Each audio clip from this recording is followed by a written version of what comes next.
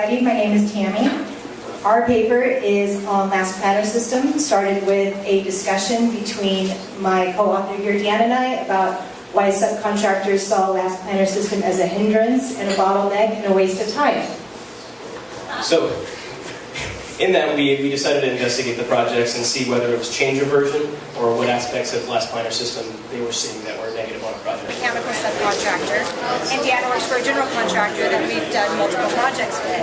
And a lot of what I was hearing from our subcontractors is whole planning last planner system was a waste of time. Why are we doing this? This is stupid. Why?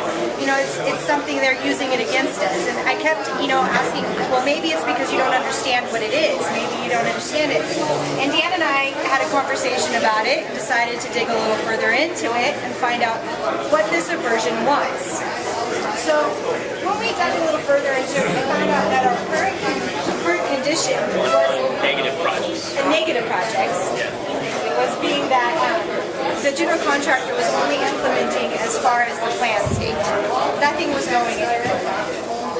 One of our biggest research findings was in that coordination and planning that the critical participation of the foreman was not being allowed in whole planning sessions because the time was not allotted or budgeted. And also that there was a lack of weekly work plans. A lot of the conversations had with subcontractors was there was no follow-through from the whole planning sessions. There was no follow-through with holding accountability or lack of coordinating bottlenecks. So a lot of that came from one-time full planning sessions on projects that were lacking in kind of the iterative nature that last planner system has, and in lacking or not having multiple sessions over and over again, or translating these into the project schedule. You have a one-time session where everybody walks away and says, yeah, we had a really good planning session, and then the whole point of last planner system is its nimbleness and its ability to adapt to changes on the project.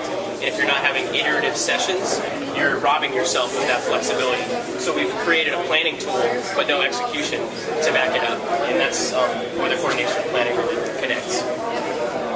Another finding was accountability. Nobody was tracking their PPC or holding anybody accountable. We had this great board with all these stickies and this amazing plan, and nobody was saying, why were you not here? What happened?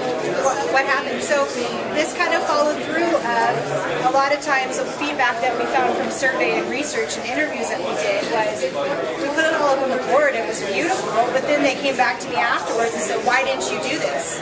Well, they didn't understand there was these 15 catastrophic events before that caused it that I couldn't do that. This was a perfect plan, but there was other variations. So without the accountability on the trades, you'll have initial buy-in on the process, they'll have the energy that they're giving their input, but as soon as there's a weak link in the chain or a weak link in the process, they're gonna stop buying in because they're gonna see that the other trades aren't participating, and they're gonna have a negative impact or negative impression of the system. And I think one of our favorite points in our paper was without PPC and accountability, your collaborators become followers, and we've seen a lot. Also improvement. There was actually very little, even on the ideal state projects, there was very little root cause analysis or improvement processing. A lot of contractors got to the PPC, if they got to the PPC, got close to that, but they never really delved down to see why. Why is their PPC so low? Why is the PPC high? There was never a root cause analysis, a plus delta, lessons learned, or anything. I would say that probably has to do with root cause analysis is probably the most foreign concept for contractors when you get to the last planner system. We plan work, we execute work, we do look ahead schedules typically on projects, but root cause analysis, looking back at the work that's already done instead of just always trying to keep working, we don't look back enough. And so that foreign aspect of it is probably why it's so rare, but it's really essential to the overall process. Because if you're not looking to fix what just happened, once again, that cuts down on the buy-in from the trades. In conclusion, we found that LPS is a great execution tool. It's also a great project management tool to bring your internal and your external teams together and your workflows together. But LPS is a whole system. You can't use just one element of it and pull your team together. You need to implement LPS as a whole. So we'll be happy to take questions on these findings if you like. We have the exact same problem in Norway in many of our projects. We're trying to convince the subcontractors to attend the meetings, and it's really hard. So what we've been discussing now is, amongst others, maybe to put this as part of the contract, to take part in these meetings, And also another problem is that they often send people which have no power to make any decisions, So yeah. That's a really good point. Writing it in the contract is good. We've done that on a few, but what it's also powerful is to just roll it into your existing foreman meetings. And so when you're doing your look-ahead planning meetings, first of all, we try and keep them to 1 hour, so that it's those guys just want to get back to the field and work. And so if you rope it into a meeting that's already traditional for your delivery system, you can help cut down and still get those last planners present at the meeting.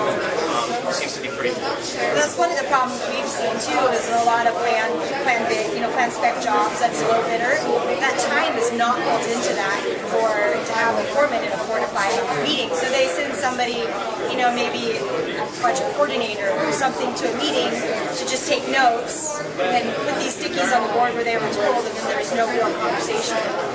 Yeah, if they're quiet and just putting stickies up, they probably shouldn't be there. Because there probably should be arguing. That is like often the case, So, And then what happens then too, the foreman comes in, and if there is a weekly work plan, the foreman looks at that weekly work plan and goes, why am I being held? What? What am I doing? Another question from over there. Have you met this argument that the system creates a huge amount of meetings? Can you repeat the question? Have you met this argument? Yes, we have. I'm just going to repeat the question because that last planner system creates a large amount of meetings, so it just increases the amount of meetings you have. We have met. One of the biggest things we do a lean study group in San Diego where we all meet and talk about stuff like this. One of those biggest things is making sure that your meeting is productive. Because we've talked a lot, making sure that you're there, you're on point, you have a starting point, a stopping point, everybody understands what you're going to get done. And I know that doesn't always work. We're all human. It's human nature. But that's the biggest part of it, is having a good facilitator or a good project manager or superintendent, whoever's running that meeting, to make sure that everybody's on point and the right conversations are being had. Yeah, the book Death by Meeting, you jump into the book Death by Meeting and you think, he's going to tell us we should have less meetings because meetings are bad. But the reality is he says meetings aren't bad, your meetings are bad. You're running them terribly and you need to do them differently. And as soon as you start having production come out of your meetings and decisions be made, people will stop complaining about them. But I still think that if you can change as little in the minds or in the vision of the subcontractors, the less you have to fight just change a version. So like I said, if you already have a weekly meeting that you can slip this into, that they're already accustomed to attending, then that you're less likely to have to fight that aspect.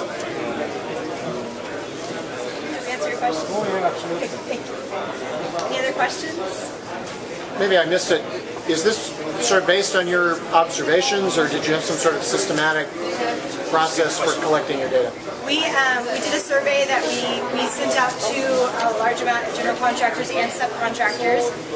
Also, we actually had lean consultants, some lean consultants sub-answer as far as our observations. Interviews. We did interviews on our own. And we also did pick 3 projects that we did observations on. That we're trying to implement LPS in some form or stage.